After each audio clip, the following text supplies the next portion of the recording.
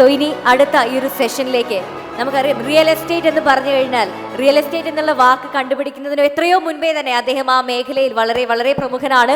So നല്ലൊരു കയ്യടിയോട് കൂടെ തന്നെ നമുക്ക് സ്വാഗതം ചെയ്യാം mister Sulaiman Karadan sir, founder and CMD of Karadan lands private limited. Over to you sir, please. Thank you. Okay, thank you very much. First of all,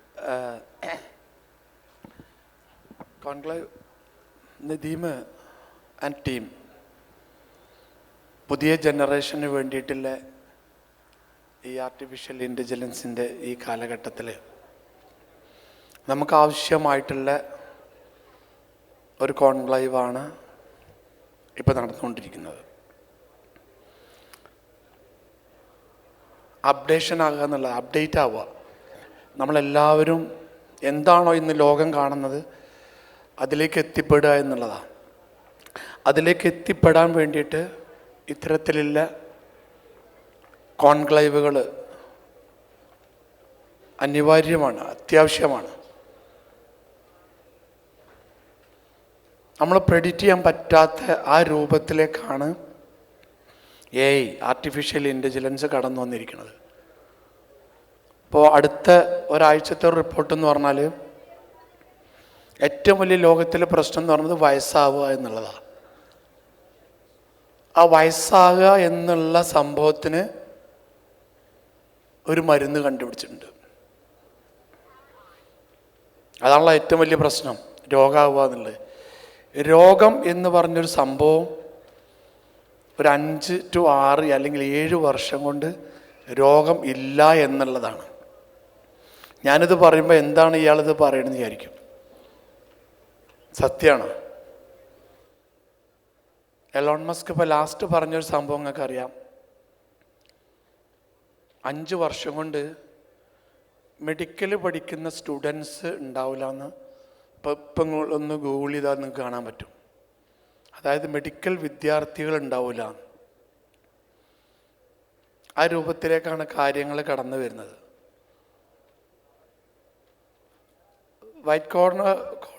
white collar ജോലി എന്ന് പറഞ്ഞ ആ ഒരു ജോലി 80% 12 മാസത്തിൻ്റെ ഉള്ളിൽ, കാരാടൻ സുലൈമാൻ അല്ല, മുസ്തഫ സുലൈമാൻ എന്ന് പറഞ്ഞ ഒരാൾ,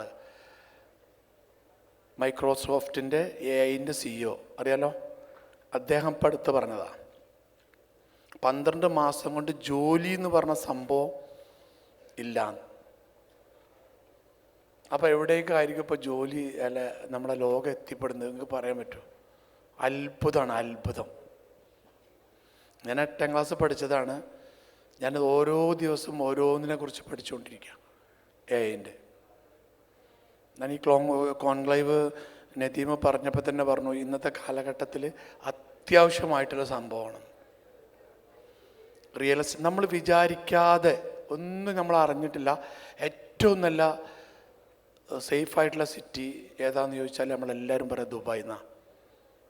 ആ സിനാരിയോ എത്ര പെട്ടെന്ന് ഒരു ചേഞ്ചായി, ചെറിയൊരു മാറ്റം. വേറെ എവിടെയോ 2 രാജ്യങ്ങൾ 3 രാജ്യങ്ങൾ തമ്മിലുള്ള യുദ്ധം നമ്മളെ വല്ലാണ്ട് എഫക്റ്റ് ചെയ്തു. ഒരു രാജ്യത്തിനെ തന്നെ എഫക്റ്റ് ചെയ്തു. അപ്പോൾ ഒരു സംഭവം മാറാൻ കുറഞ്ഞ സമയം മതി. ആദ്യമൊക്കെ ടെലിഗ്രാം, മൊബൈൽ ഫോൺ, 2 ഫോണ്, അത് മേലെ കൂടെ വയറ് വന്നിട്ട് വന്നു, പിന്നെ അടിയിലൂടെ കേബിൾ ഇട്ടു, അത് 4 5 ട്രങ്ക് ബുക്കിംഗായി. പേജർ വന്നു, അത് അത്ഭുതപ്പെട്ടു. പേജറും മടിയിലൊരു പേജറായിരുന്നു, ഞാൻ ഉപയോഗിച്ചിരുന്നു ആ പേജർ. 6 മാസമേ കേരളത്തിൽ നിന്നിട്ടുള്ളൂ. ഇതിൻ്റെ ഫാസ്റ്റായിട്ട് വെച്ച് ഞങ്ങൾ അപ്പം തന്നെ 2006 മൊബൈൽ വന്നു. അത്ഭുതം. മൊബൈൽ അൽക്കാട്ടിൻ്റെ എത്ര വലുപ്പമുള്ളൊരു മൊബൈൽ. അപ്പോൾ വയറില്ലാതൊരു ഫോണെന്ന് പറഞ്ഞാൽ ഞങ്ങളൊക്കെ അത്ഭുതപ്പെട്ടിരുന്നു. അന്ന് ഇൻകമ്മിങ് ഔട്ട് ഗോയിങ്ങിനും പൈസ ഉണ്ട്. ഇൻകമ്മിങ് ഫോൺ വന്നാലും പൈസ, പോയാലും പൈസ. ടെക്നോളജി വളരെ സ്ലോ ആയിരുന്നു വന്നിരുന്നത്. അത് STD ആയി വിളിച്ച് ബുക്കിംഗായി, മൊബൈലായി, പിന്നെ എല്ലാവരുടെ കയ്യിലും മൊബൈലായി. ഇപ്പോൾ ആ ലോകത്തേക്ക് കടന്ന് വേറെ AI ആയിപ്പോൾ. എത്ര ഫാസ്റ്റായിട്ടത് വരുന്നവരും. മൈക്രോസോഫ്റ്റിലെ എൻജിനീയർമാർക്കൊക്കെ ഇനി ജോലി ഉണ്ടാവില്ല എന്ന് നമുക്ക് പറയാൻ ശരിക്ക് ഉണ്ടാവില്ല. അതും AI ഏറ്റെടുത്തു. ഇപ്പോൾ അതാ ഇപ്പോൾ കുറേ എന്ത് ചോദിച്ചാലും ഇപ്പോൾ പിന്നെ CEO തന്നെ പറഞ്ഞു മൈക്രോസോഫ്റ്റിൻ്റെ, എൻ്റെ ജോലി AI ഏറ്റെടുത്തു എന്ന്. അദ്ദേഹത്തിൻ്റെ ജോലി മൈക്രോസോഫ്റ്റിൻ്റെ AI-ൻ്റെ ഇത് എന്താണ് സോഫ്റ്റ്വെയറിൻ്റെ പേര്, പിന്നെ അതിൻ്റെ CEO പറഞ്ഞു എൻ്റെ ജോലി കൂടി വരെ AI ഏറ്റെടുത്തു. അപ്പോൾ നമ്മളെല്ലാവരും എടുക്കുന്ന ജോലി എന്ന് പറഞ്ഞ സംഭവം ഉണ്ടാവില്ല. അത് കൂടാതെ ഒരു സംഗതി കൂടി ഇങ്ങോട്ട് പറയാം, പൈസ. കഴിഞ്ഞൊരു 4-5 കൊല്ലം കൂടിയേ പൈസ ലോകത്തിൽ നിൽക്കുള്ളൂ. പൈസ ഇല്ലാത്തൊരു ലോകം വരാൻ പോവുക. ഇനി പൈസ എന്ന് പറയുന്ന സംഭവം ഇനി ഉണ്ടാവില്ല. നമ്മളിതൊക്കെ പറയുമ്പോൾ ഒരു തമാശ എന്ന് വിചാരിക്കും. നമ്മളിപ്പോൾ ഡ്രോണിൽ എറണാകുളത്തും ബാംഗ്ലൂരൊക്കെ നേരെ ഡ്രോൺ പൊങ്ങിക്കഴിഞ്ഞാൽ നേരെ വീട്ടിൽ നമ്മൾ ഓർഡർ ചെയ്യുന്ന ഫുഡ് എത്തൽ തുടങ്ങി. ഫുഡ് ഇപ്പോൾ ഇവിടുന്ന് നമുക്ക് വേണ്ട 10 ആക്കല്ല ഫുഡ് ഇവിടുന്ന് ഓർഡർ ചെയ്താൽ മേലേക്ക് നോക്കിയാൽ മതി ഫുഡ് വരുന്നോ നോക്കിയിട്ട്. അവിടെയൊക്കെ ഇപ്പോൾ നമ്മൾ എത്തി. പ്രസവം അതിപ്പോൾ വേറൊരു മെഷീൻ ഏറ്റെടുത്തു. എലോൺ മസ്കിൻ്റെ ഒരു സാധനം വന്നു. വയസ്സ് 80-85 എന്ന് പറഞ്ഞാൽ വിശ്വസിക്കുമോ, 120 ആയി.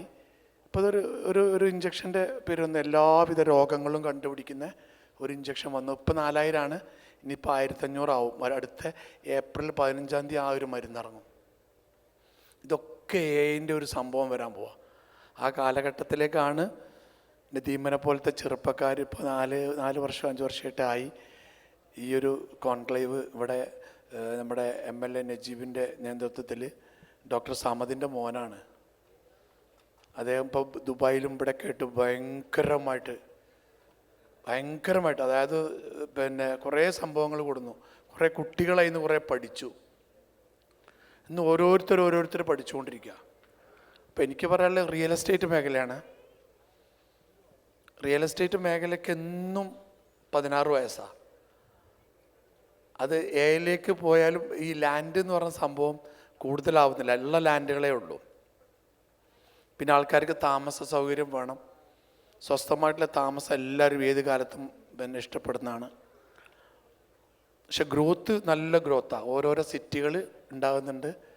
ഇപ്പോൾ കമ്മ്യൂണിറ്റി ഒരു 10 ഏക്കർ 20 ഏക്കർ എടുത്തിട്ട് കമ്മ്യൂണിറ്റിയാണ് ഇപ്പോൾ എല്ലാവരും നോക്കുന്നത്. അതിലാവുമ്പോൾ സേഫായിരിക്കും, സേഫ്റ്റി ഉണ്ടാവും, കുട്ടികളൊക്കെ നല്ല പിന്നെ എല്ലാവർക്കും എവിടെയും പോവാം. അങ്ങനത്തെ ഒരു കാലഘട്ടമാണ് ഇനി വരാൻ പോണത്.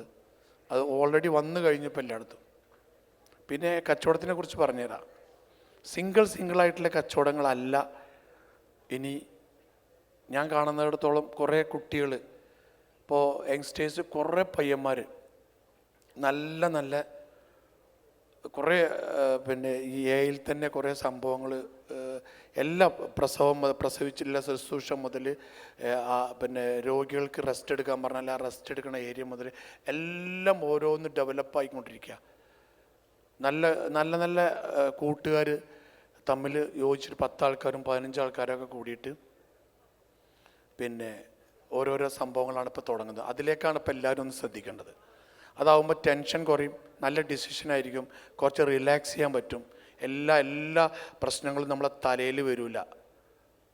കുറേയൊക്കെ ഡൈവേർട്ട് ചെയ്തിട്ട് എല്ലാവരും ഓരോ സെക്ഷനായിട്ട് എടുക്കാൻ പറ്റും ആ ഒരു സംഭവം. അതുപോലെ തന്നെ ഇപ്പോൾ ഞാൻ ഇന്നലെ ഒരു സംഗതി പറഞ്ഞിരുന്നു, നമ്മൾ destination wedding and family meet.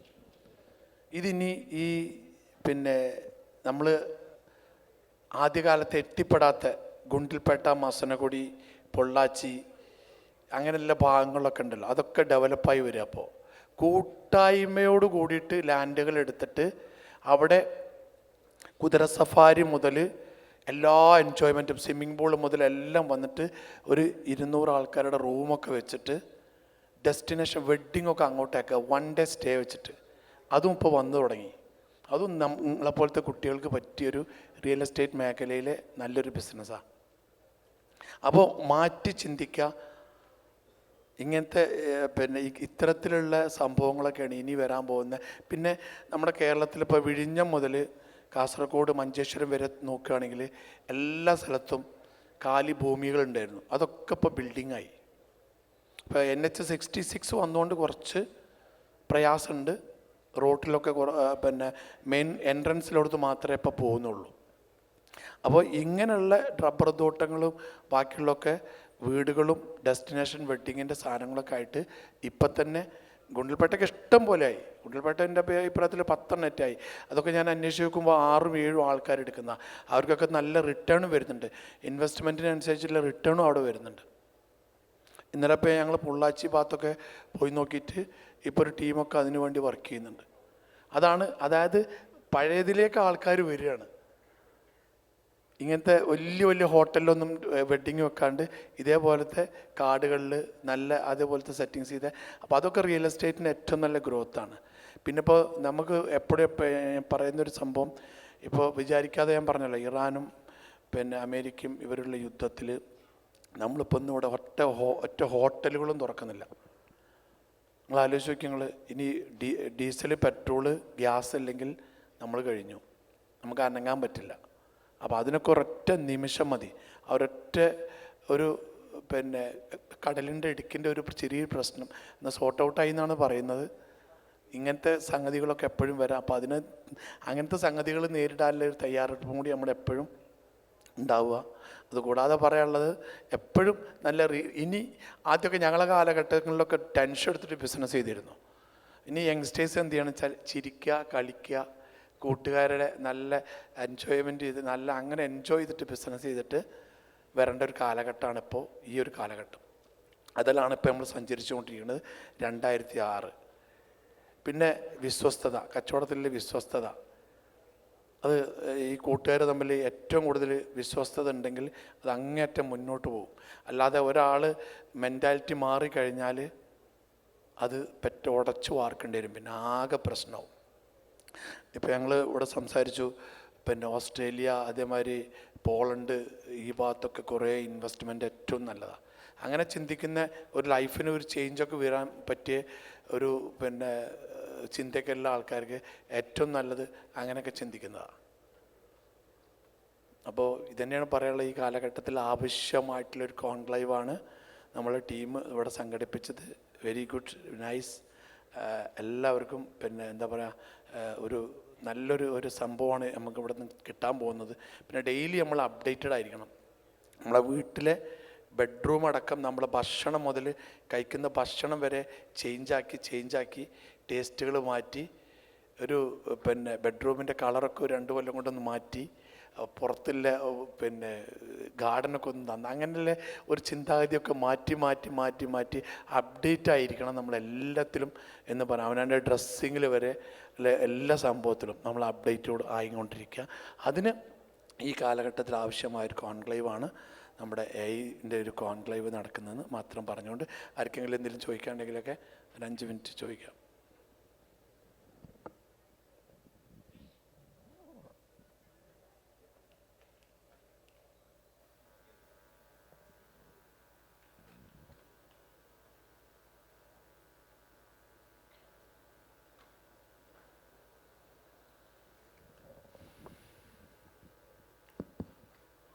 Good evening sir.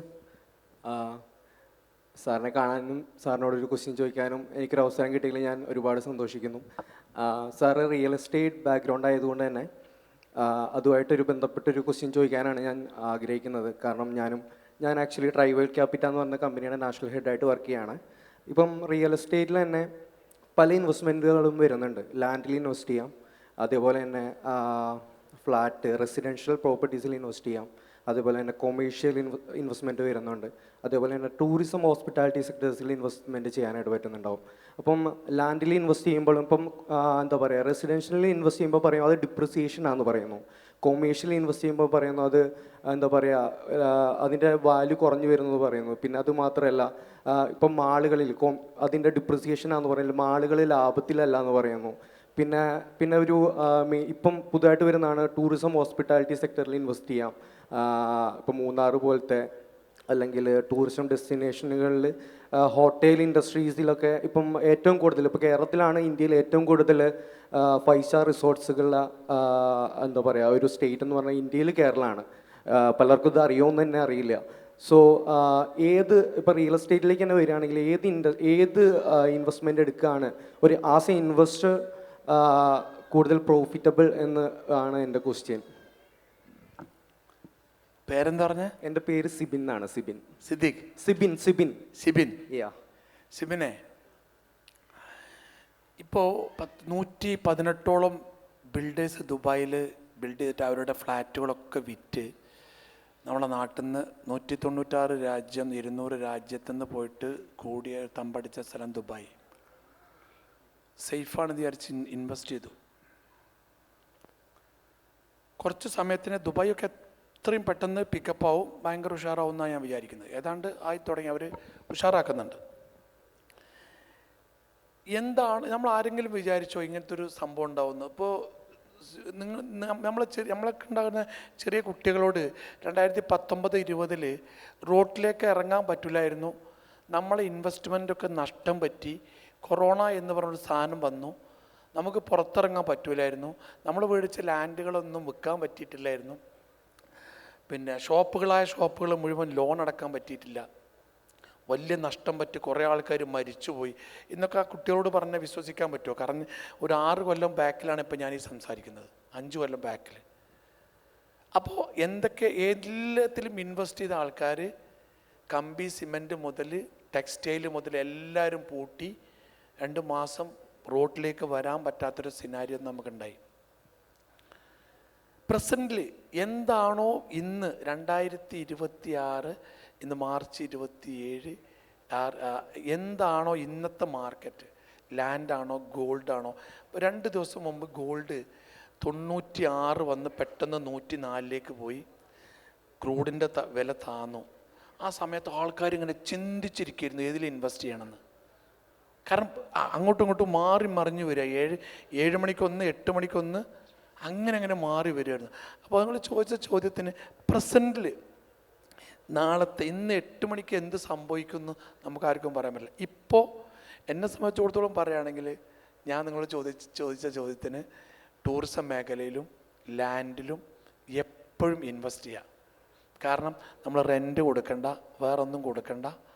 Tourism മേഖല എന്ന് പറഞ്ഞാൽ നെക്സ്റ്റ് ജനറേഷൻ ഏറ്റവും കൂടുതൽ ടൂറിസം മേഖലയിലായിരിക്കും. കാരണം ഏറ്റവും കൂടുതൽ റിട്ടേൺസ് വരുന്ന ഒരു മേഖല ഇതായിരിക്കും. കാരണം ഇപ്പം നിങ്ങൾ തന്നെ ആലോചിച്ച് നോക്കി, നിങ്ങളുടെ പ്രായക്കാർ മുഴുവൻ ഒരു ദിവസം ഒരു സാറ്റർഡേ സൺഡേ നിങ്ങൾ പെരിന്തൽമണ്ണയിൽ നിന്ന് വടവറ നിലമ്പൂർ നിൽക്കുക, നിലമ്പൂരിൽ നിന്ന് ഊട്ടി കുന്നൂർ കോത്തഗിരി ഗുണ്ടൽപേട്ട മൈസൂർ ബാംഗ്ലൂരിലേക്ക് പോകുന്ന കാറുകളുടെ എണ്ണം എടുക്കുക. ടൂറിസം ട്രാവൽസിൻ്റെ ആൾക്കാർ എത്ര ആൾക്കാർ വിയറ്റ്നാമും മലേഷ്യയും പോകുന്നുണ്ടെന്ന് നോക്കുക. അപ്പോൾ അതിൻ്റെ പെർസെൻറ്റേജ് വലുതായിരിക്കുകയാണ്. അപ്പോൾ എപ്പോഴും നമ്മളിപ്പോൾ ഇൻവെസ്റ്റ് ചെയ്യുന്ന ടൂറിസം മേഖലയിലും ഇതുമാതിരി എംപ്റ്റി ലാൻഡുകളിലും, ഇപ്പം ഞാൻ പറഞ്ഞില്ലേ ഡെസ്റ്റിനേഷൻ വെഡ്ഡിങ്, അതൊരു പുതിയ സംഭവമാണ്. അപ്പോൾ നമ്മൾ ആരെയും കുട്ടികളെ കല്യാണം ഉണ്ടെങ്കിൽ എല്ലാവരെയും അങ്ങോട്ട് ഫാമിലിനെ വിളിച്ചിട്ട്, ഇപ്പോൾ പൊള്ളാച്ചിയിൽ ഒരു കല്യാണം തമിഴന്മാരുടെ സ്റ്റൈലിൽ രസമാണ്. ഗുണ്ടൽപേട്ടപ്പം ഞങ്ങൾ ടൂർ ഫോർ എവർ എന്നൊരു ഗ്രൂപ്പ് പോയി, ഒരു 10-50 ആൾക്കാർ. ഞങ്ങൾ ബിസിനസ് ക്ലബിൻ്റെ ടൂറ് പോയി വിയറ്റ്നാമിലേക്ക്. അവിടെ പോയിട്ട് ഭയങ്കര ഹരമായിരുന്നു. അപ്പോൾ അതാണ് ആൾക്കാർ ആസ്വദിക്കുന്നത്. അപ്പോൾ നെക്സ്റ്റ് ഇൻവെസ്റ്റ്മെൻറ്റ് ടൂറിസം ആവാം, ലാൻഡും ആവാം എന്നുള്ളതാണ്. Thank you.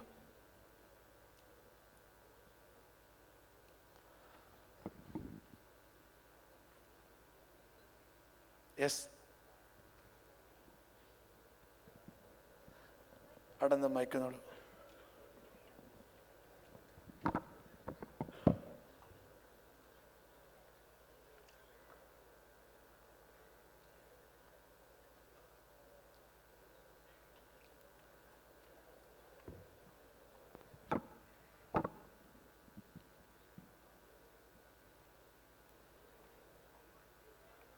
ഹായ് സർ, എൻ്റെ പേര് ഷമ്മാസ്. ഞാനിവിടെ ഒരു പെർഫോമൻസ് മാർക്കറ്റിംഗ് ഏജൻസി റൺ ചെയ്യാണ്, പെരുന്നൊണ്ണ ബേസ് ചെയ്തിട്ട്.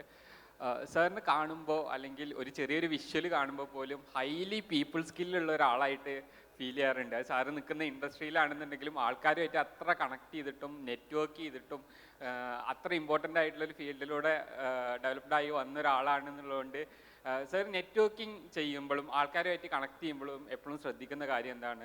ഐ മീൻ എത്ര ടെക്നോളജി വന്നു കഴിഞ്ഞാലും പീപ്പിളുമായിട്ടുള്ള നെറ്റ്വർക്കിങ്ങും പീപ്പിൾ സ്കില്ലും അത്ര ഇമ്പോർട്ടൻ്റ് ആയിട്ടുള്ള ഒരു കാര്യമാണ് എന്നുള്ളത് സാർ തന്നെ എപ്പോഴും പറയാറുണ്ട് തോന്നുന്നു. അപ്പോൾ സാർ കാണുന്ന നെറ്റ്വർക്കിംഗ് ഞങ്ങളെ പോലത്തെ ഒരു യങ് ആയിട്ടുള്ള ആൾക്കാർക്ക് ഇനി അങ്ങോട്ട് നെറ്റ്വർക്കിംഗ് ചെയ്യുന്ന സമയത്ത് എന്തൊക്കെ കാര്യങ്ങൾ ശ്രദ്ധിക്കണം? ആൻഡ് സാർ നെറ്റ്വർക്കിങ്ങിലൂടെ ഗ്രാബ് ചെയ്തിട്ടുള്ള എന്തെങ്കിലും നല്ല സ്റ്റോറി എന്തെങ്കിലും ഉണ്ടോ? നെറ്റ്വർക്കാണ് നെറ്റ്വർത്ത്. ഞാൻ ഒരിക്കലും ഇപ്പോൾ ഈ സോഷ്യൽ മീഡിയയിലൊക്കെ നമ്മളിപ്പോൾ ഇങ്ങനെ വരും നമ്മളൊന്നും വിചാരിച്ചിട്ടില്ല. അപ്പം ആദ്യം ചെറിയൊരു ചമ്മലുണ്ടാവും. ആ ഭാഷ പറയുകയാണെങ്കിൽ ഒരു ഉളുപ്പും കൂടെ പോവാണ്ട്, ചെറിയ സാധനം, ഒരു സാധനം അല്ലേ, ചെറിയൊരു സാധനം പോവാണ്ട് അതുകൊണ്ട് മറി കടന്നാണ്ടല്ലോ പിന്നെ അങ്ങനെ പോയിക്കൊള്ളും വണ്ടി. അപ്പോൾ ഈ കാലഘട്ടത്തിൽ നമുക്കിപ്പോൾ റിയൽ എസ്റ്റേറ്റിൽ എൻ്റെ മനസ്സിലെ ഉദ്ദേശം, ഞാൻ റിയൽ എസ്റ്റേറ്റിൽ ഒരു വീഡിയോ അല്ലെങ്കിൽ എന്തെങ്കിലും ഒന്ന് ചെയ്യുമ്പോൾ അതിൻ്റെ അത്രയും എൻക്വയറീസ് ഇപ്പം നമ്മളെ ദുബായ് ഓഫീസിലും തിരുവനന്തപുരം ഓഫീസിലും എറണാകുളത്തും കോഴിക്കോടൊക്കെ നമുക്ക് കിട്ടുന്നുണ്ട്. ഇപ്പോൾ നിങ്ങൾക്ക് എന്തെങ്കിലും ആൾക്കാർ വേണമെന്നുണ്ടെങ്കിലോ വാങ്ങണമെന്നുണ്ടെങ്കിലോ അത് നമ്മൾ ഓഫീസുമായിട്ട് ബന്ധപ്പെടാം. അപ്പോൾ ഇത് ഡെയിലി അപ്ഡേറ്റഡ് ആയിരിക്കണം നമ്മളെ. അതിന് നമ്മൾ ഇപ്പോഴത്തെ കാലഘട്ടത്തിൽ നമുക്ക് ഏറ്റവും വലിയ ആവശ്യം അതാണ്, നെറ്റ്വർക്കാണ്. അതിന് നമ്മൾ ഒരു മടിയും കൂടാതെ ഏത് കമ്പനികളാക്കുകയാണെങ്കിലും നിങ്ങളത് നല്ല ഉഷാറായിട്ട് ഏറ്റവും നല്ല ഫാഷനിൽ ഏറ്റവും പുതിയ ടെക്നോളജി വെച്ചിട്ട് അത് ചെയ്താലേ നമ്മൾ ഉദ്ദേശിക്കുന്ന ആ സാധനം നമുക്ക് കിട്ടുള്ളൂ. മനസ്സിലായി? ആ ഒരു സംഗതിയാണ് ഇന്നത്തെ. ഇപ്പോൾ ഞാൻ റിയൽ എസ്റ്റേറ്റിൽ പറയുകയാണെങ്കിൽ നമുക്ക് ഡെയിലി ഒരു 1, 2, 3 ഫോണൊക്കെ വരും ഓരോരോ വീഡിയോ ചെയ്യുമ്പോൾ. ഇന്നലെ ഇതേമാതിരി ഒരു സംഗതി ചെയ്തിരുന്നു. അതിൻ്റെ ഇപ്പോൾ തൃശ്ശൂർ 8:30 മണിക്ക് മീറ്റിംഗ് വെച്ചിട്ടുണ്ട്. ഇപ്പം ഞാനതിന് പോവാം അതിൻ്റെ ഒരു കച്ചവടത്തിന്. അപ്പോൾ ഈ ഒരു സംഭവം നമുക്ക് ഡെയിലി. പിന്നെ എന്ന് പറയുകയാണെങ്കിൽ നമ്മൾ ഈ രാവിലെ എണീറ്റിട്ട് നമുക്കൊരു എനർജി കിട്ടാണ്ട്, ആ എനർജി പൈസ ഉണ്ടാക്കലല്ല അവിടെ പ്രശ്നം. നമുക്കൊരു എനർജി ഉണ്ട്, നമുക്കൊരു രാവിലെ കിട്ടുന്നൊരു എനർജി. നമ്മളെല്ലാവരുടെയും സംസാരിക്കുന്നുണ്ട്, നമ്മളെല്ലാവരും പൈസ കിട്ടുമെന്ന് എഴുതിയിട്ട് ഇപ്പം അങ്ങനെ സംസാരിക്കാൻ പാടില്ല. ഒരു കച്ചവടത്തിന് പോകുമ്പോൾ എല്ലാത്തിനും പൈസ കിട്ടുമെന്ന് വിചാരിച്ചിട്ട് നമ്മൾ പോകാൻ പാടില്ല. നമ്മൾ വർക്ക് നടത്തിക്കൊണ്ടേ ഇരിക്കുക. നമ്മളെ ഗ്രോത്ത്, നമ്മളെ ഫൈനാൻഷ്യലായിട്ടുള്ള സംഗതികളൊക്കെ നമ്മളെ ബാക്കിൽ വരും. നമ്മളെ കമ്പനിയുടെ ഉയർച്ച എല്ലാം നമുക്ക് ബാക്കിൽ വന്നുകൊണ്ടിരിക്കും. പൈസ ഇന്നിത് കിട്ടണം എന്ന് എഴുതിയിട്ട് വാശി പിടിക്കുക, അങ്ങനത്തെ കുറേ സംഗതികൾ നമ്മളതിൽ നോക്കാണ്ട്. പിന്നെ എളിമത്വം, അഹങ്കാരമില്ലായ്മ, നമ്മൾ വലിയ ആളാണെന്നുള്ള ചിന്താഗതി, അതൊക്കെ മാറ്റി നിർത്തിയിട്ടായിരിക്കണം പുതിയ യങ്സ്റ്റേഴ്സിൻ്റെ ആ ഒരു വരവും ആ ഒരു നെറ്റ്വർക്കും ആ വലിയ ഒരു സംഭവമൊക്കെ വളരെ എളിമയോട് കൂടിയായിരിക്കണം. ആവശ്യമില്ലാത്ത ഷൈൻ ചെയ്യണം, സ്റ്റൈലാക്കണം, എല്ലാം വേണം. അതൊക്കെ നമ്മുടെ ഓരോരോ ഇപ്പം ഞാൻ എൻ്റെ മേഖലയിൽ റിയൽ എസ്റ്റേറ്റിന് വേണ്ടിയിട്ട് ഹെലികോപ്റ്റർ, സൈക്കിള്, കാറ് മാറ്റിയൊക്കെ ഉപയോഗിക്കും. ഇന്നിപ്പോൾ തൃശ്ശൂർ പോണ മീറ്റിംഗ് അങ്ങനത്തെ ഒരു സംഭവത്തിനാണ്. അപ്പോൾ ആ ഒരു സംഗതിയൊക്കെ ഇപ്പം നിങ്ങൾ ഓരോരുത്തർക്കും ഓരോ പ്രൊഫഷനായിരിക്കും. പിന്നെ ഇവിടെ ഓരോരോ മേഖലയിലുള്ള ആൾക്കാരായിരിക്കും. അപ്പോൾ അതിൻ്റേതായിട്ടുള്ളൊരു ആയുധങ്ങൾ നമ്മളെ കയ്യിലുണ്ടാകുക എന്ന് മാത്രം. പിന്നെ എന്തായാലും ഈ ഒരു ടീമിന് അവസാനിപ്പിക്കാൻ പോവാണ്. എനിക്ക് പറയാനുള്ളത് എന്താ വെച്ചാൽ, പുതിയ ജനറേഷനോട് എന്ന് പറയുന്ന സാധനം ഡെയിലി നിങ്ങളൊന്നും കൂടി പഠിച്ചുകൊണ്ടിരിക്കണം. പിന്നെ എന്തെങ്കിലും തുടങ്ങിയിട്ട് അപ്പോൾ ചിലപ്പോൾ അത് പോയി എന്ന് പറയും. ഇപ്പോൾ ഇന്നിവിടെ വന്നതിന് നിങ്ങൾക്ക് ഉപകാരം കിട്ടുക എന്തായിരിക്കുന്നത്, ഒരു ഷോപ്പ് ഇട്ടു അല്ലെങ്കിൽ വേറെ എന്തെങ്കിലും ഇട്ടു, അപ്പോൾ അത് പിറ്റേ ദിവസം കൊണ്ടുപോകും. അപ്പോൾ അതിനെക്കുറിച്ചിട്ട് ഡെയിലി പഠിക്കലും ഇതേമാതിരത്തെ കോൺക്ലേവുകൾ പിന്നെ വന്ന് പഠിക്കൽ ഏറ്റവും നല്ലൊരു സംഭവമാണ്. ഫസ്റ്റ് ഓഫ് ഓൾ എല്ലാവരും ഒരു ബിഗ് കയ്യടി നമ്മൾ നദീമിന് കൊടുക്കുക. നദീമൻ ടീമിനും ഇതിന് വേണ്ട സപ്പോർട്ട് ചെയ്ത മുഴുവൻ ടീം, MLA അടക്കമല്ല ഒരു ടീമുണ്ട് ബാക്കിൽ. അവർക്ക് ഞാൻ ഒറ്റയടിക്ക് ചോദിച്ചു, ഇത് ലാഭമാണോ നഷ്ടമാണോ? സത്യത്തിൽ നഷ്ടമാണ്. പക്ഷേ കിട്ടിയ ജനങ്ങൾക്ക്, കുറേ ആൾക്കാർക്ക് കുറേ ഉപകാരങ്ങളും കുറേ സംഭവങ്ങളും കുറേ അറിവുകളും കിട്ടിയിട്ടുണ്ട്. അതിന് അവരോട് ബിഗ് താങ്ക്സ് ആ ടീമിനോട് പറയണം. Thank you so much sir. താങ്കളുടെ വിലയേറിയ സമയം നമുക്ക് വേണ്ടി ചിലവഴിച്ചതിൽ ഒരുപാട് നന്ദി. അപ്പം സ്കെയിലപ്പിൻ്റെ ഭാഗമായിട്ട് ചെറിയൊരു സമ്മാനം നമ്മൾ താങ്കൾക്ക് തരാനായിട്ട് ആഗ്രഹിക്കുന്നു. അപ്പം സാർ ഇത് ഏറ്റുവാങ്ങണമെന്ന് നമ്മൾ റിക്വസ്റ്റ് ചെയ്യാണ്. അതിനായി ഒരുപാട് സ്നേഹത്തോടെ സ്കെയിലപ്പ് വില്ലേജിന്റെ എല്ലാമായി നമ്മുടെ ഡയറക്ടേഴ്സിനെ നമ്മൾ വേദിയിലേക്ക് സ്വാഗതം ചെയ്യാണ്. സ്കെയിലപ്പ് വില്ലേജിന്റെ ഡയറക്ടേഴ്സായ മുസ്തഫ ഖൂരി സർ, നമ്മുടെ സ്വന്തം Nadeem Safran, and last but not least നമുക്കറിയാം നമ്മുടെ ടൈറ്റിൽ സ്പോൺസറും കൂടി ആയിട്ടുള്ള ഫിൻകോവേഴ്സിന്റെ സ്വന്തം ഇബ്നു ജാല. 3 പേർക്കും നല്ലൊരു കയ്യടിയോട് കൂടെ തന്നെ നമുക്ക് സ്വാഗതം ചെയ്യാം. The directors of scale up village 3 പേരും ചേർന്നാണ് ഈ ഒരു ചെറിയ സമ്മാനം നമ്മുടെ പ്രിയപ്പെട്ട സുലൈമാൻ കാരാടൻ സാറിന് സമർപ്പിക്കുന്നത്. ഇവിടെ നിൽക്കുന്ന ഈ 3 പേരും നമ്മളെല്ലാവരും റെപ്രസെന്റ് ചെയ്തുകൊണ്ടാണ് സ്റ്റേജിൽ നിൽക്കുന്നത്. എല്ലാ സ്കെയിലപ്പ് ടീം അംഗങ്ങളെയും ഈ ഒരു കോൺക്ലേവിന്റെ ഭാഗമായി വന്ന എല്ലാവരെയും റെപ്രസെന്റ് ചെയ്തുകൊണ്ടാണ് we are handing this over to our very own our favourite Mister Sulaiman Karadan sir. നദീംഖാനെ കൂടെ നമ്മൾ സ്വാഗതം ചെയ്യാണ്. നദീംഖ ഇല്ലാതെ നമുക്ക് ഈ ഒരു ഫ്രെയിം എന്തായാലും കംപ്ലീറ്റ് ആവില്ല. We know that. നദീംഖാനെ കൂട്ടാതെ എങ്ങനെയാണ് നമുക്ക് ഈ ഒരു ഫോട്ടോ എടുക്കാൻ പറ്റുക അവിടെ? So can we have a big round of applause? സ്കെയിലപ്പിന്റെ ഈ ഒരു വില്ലേജ് അല്ലെങ്കിൽ ഈ ഒരു കോൺക്ലേവ് ഇവിടെ നടക്കാൻ കാരണക്കാരായിട്ടുള്ള കുറച്ച് പേരാണ് ഇപ്പം ഓൺ സ്റ്റേജിൽ നിൽക്കുന്നത്. ഇവർ കാരണമാണ് ഇങ്ങനെ ഒരു വേദി ഇത്രയും അധികം 10,000-ലധികം ആൾക്കാർ വന്നു പോകുന്ന അറ്റൻഡ് ചെയ്യുന്ന ഒരു കോൺക്ലേവിന്റെ ഭാഗമാകാൻ നമുക്ക് എല്ലാവർക്കും സാധിച്ചത്. So A very very heartfelt thanks to all the effort, all the sleepless night, the relentless hard work these people have been putting into the success of this wonderful session in Scale Up Conclave 2026. So ladies and gentlemen, ഒരിക്കൽ കൂടി നമുക്ക് നല്ലൊരു കയ്യടി കൊടുക്കാം എല്ലാവരും ചേർന്ന്. A very big loud round of applause to the backbone, to the pillars of the Scale Up village, and this is what we are witnessing right now. The moment